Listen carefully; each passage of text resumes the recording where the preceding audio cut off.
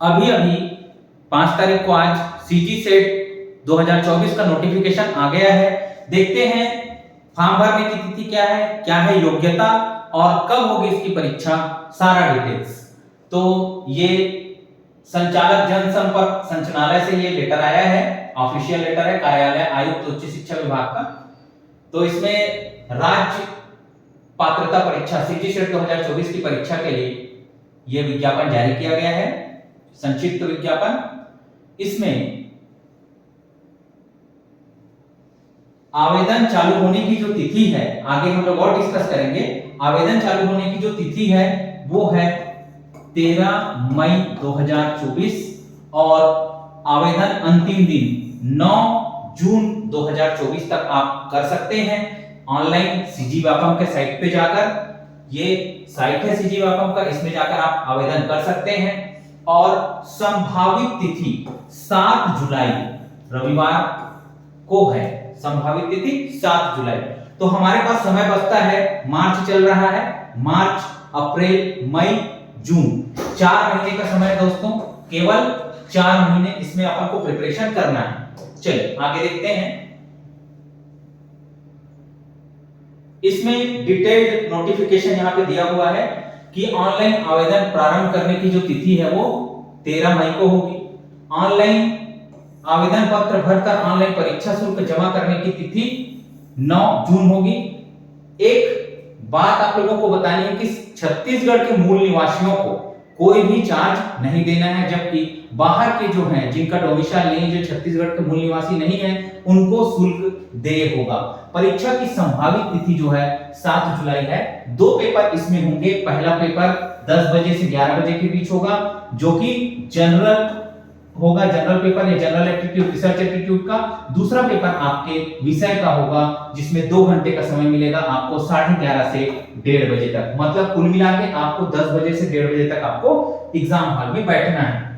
8 परीक्षा केंद्र है, 8 जिला मुख्यालयों में। कौन कौन सा जिला है? अंबिकापुर, बिलासपुर, दुर्ग, जगदलपुर, रायपुर, दंतेवाड़ा, कांकेर और जसपुर, इन जिला मुख्यालयों में आपकी परीक्षा आयोजित की जाएगी। आगे देखते हैं, परीक्षा शुल्क स्थानीय निवासियों को किसी भी प्रकार का शुल्क नहीं लिया जाएगा, जबकि राज्य के बाहर के निवासियों को 700 रुपया शुल्क लगेगा। राज्य के बाहर के जो निवासी हैं उनको 700 रुपया शुल्क आपको देना पड़ेगा। आगे देखते हैं,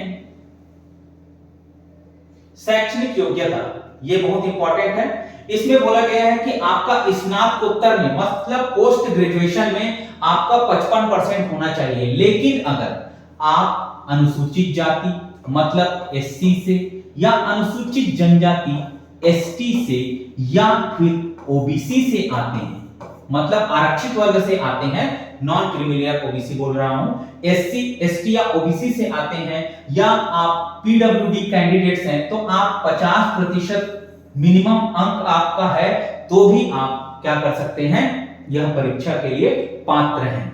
न्यूनतम 50% अंकों को राउंड ऑफ नहीं किया जाएगा। मतलब अगर 49.98 भी है, इसको राउंड ऑफ करके 50% नहीं माना जाएगा, नहीं माना जाएगा 50%। मिनिमम 50% आपका ऐसे होना चाहिए।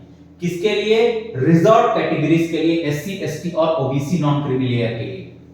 चलिए अब और एक कैंडिडेट जो फाइनल ईयर के जो स्टूडेंट्स हैं वो भी सम्मिलित हो सकते हैं इस एग्जाम में, लेकिन उन्हें उक्त स्नातकोत्तर या समकक्ष परीक्षा के परिणाम की तिथि से 1 वर्ष के अंदर न्यूनतम निर्धारित प्रतिशत अंकों के साथ उत्तीर्ण होना है। मतलब एग्जाम आपका, परीक्षा का परिणाम जो है 1 साल में आपका कंप्लीट, आपको कोर्स अपना कर लेना है। नोट, अंकों में छूट एवं आरक्षण संबंधी लाभ केवल छत्तीसगढ़ के निवासियों को मिलेगा, बाकी को नहीं मिलेगा। विवाद की स्थिति में यूजीसी नेट के संबंध में जारी मार्गदर्शिका जो होती है उसका हम पालन करेंगे, ये बोल रहे हैं। चलिए आगे चलते हैं। और ये डिग्री की सुनिश्चितता है कि आपने जहां से डिग्री ली है वो लीगल है। अगर आप किसी फर्जी डिग्री अगर पेश करके इस परीक्षा में अपीयर होते हैं और इस एग्जाम को क्वालिफाई करते हैं, बाद में आपको ये पाया जाता है कि ये डिग्री आपकी फर्जी है, तो वो उसके लिए केवल और केवल आप जिम्मेदार रहेंगे, ऐसा बोल रहे हैं। चलिए परीक्षा के विषय, तो मेरे पहले वीडियो में मैंने परीक्षा के 19 विषय बताए थे, यहां पर मेरे को कुछ 19 विषय समूह में लिख रहा है। 19 विषय, 18 और 19, ये 19 विषयों समूह में दिख रहा है। ये क्या क्या विषय है आप लोगों को दिख रहा है भाई? Hindi, English, political science, economics, sociology, history, geography, physical science मतलब फिजिक्स, केमिकल साइंस मतलब केमिस्ट्री, मैथमेटिकल साइंस मतलब मैथ्स, लाइफ साइंस, जीव विज्ञान, commerce, law, Sanskrit, psychology, library and information science, physical education and home science. ये 19 विषयों में परीक्षा होगी। इसके बारे में भी मैंने पहले डिस्कस किया अपने पहले वीडियो में कि 2 पेपर होंगे। पहला पेपर जो है 100 अंक का होगा, 50 क्वेश्चन होंगे, और दूसरा पेपर आपके सब्जेक्ट का होगा जो 200 नंबर का होगा। इसमें 100 क्वेश्चन होगा। सभी जो क्वेश्चन है वो अनिवार्य होंगे। इसमें 1 घंटे का समय मिलेगा, इसमें 2 घंटे का समय मिलेगा, और किसी भी प्रकार की माइनस मार्किंग नहीं होगी। किसी भी प्रकार की माइनस मार्किंग आपकी नहीं होगी। अब ये इंपॉर्टेंट है कि परीक्षा परिणाम कैसे घोषित किए जाएंगे। तो इसमें this will comprise of the following, कि जो top 6% of the appearing candidates who appear in the paper 1 and paper 2 both and secure at least 40% aggregate marks in both the papers taken together for candidates belonging to the general category and at least 35% aggregate marks for the ST, SC and OBC, non-creamy and PWD transgender will be declared qualified। अब इसको मैं shortcut में आपको बताता हूं कि जितने भी कैंडिडेट आपका दिला रहे हैं, मान लो 100 जने कैंडिडेट आपका पेपर दिला रहे हैं, तो इसमें टॉप के 6 जने ही क्वालिफाई होंगे, 6% ही क्वालिफाई होंगे। तो जितने ज्यादा लोग एग्जाम देंगे उतने ज्यादा लोग सेट क्वालिफाई होंगे। अब इसमें क्या है कि जो जनरल के कैंडिडेट्स हैं, उनको मिनिमम 40% लाना ही है, मतलब 40% से ऊपर, 40 से 40% से ऊपर लाना ही है। अब उस 40% से ऊपर वालों में सीजी व्यापम क्या करेगा? टॉप के 6% लोगों को छांटकर सेट क्वालिफाइड डिक्लेयर कर देगा। उसके बाद जो 35% है एग्रीगेट मार्क्स, ये आपको लाना पड़ेगा एससी, एसटी, ओबीसी, पीडब्ल्यूडी, ये जो कैंडिडेट्स हैं इनको मिनिमम 35% मार्क्स आपको लाना ही है। उसके ऊपर मतलब 35% मिनिमम उसके ऊपर लाना है आपको, बिल्कुल इसके ऊपर लाना है।